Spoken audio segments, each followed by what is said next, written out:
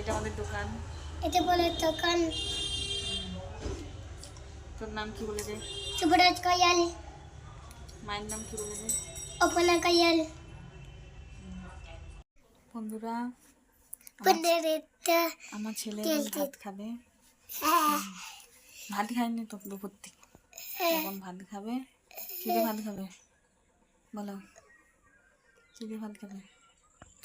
লাইটটা এই দিকটা ভালো এসছে না, এই দিকটা ভালো এসছে। জানিনি বন্ধুরা কেমন ভিডিওটা হচ্ছে। এবার আমরা ভাত খাবো, ভাত খেয়ে দুপুরে শুয়ে পড়বো, বিকালে উঠবো, আবার দোকানে যেতে হবে।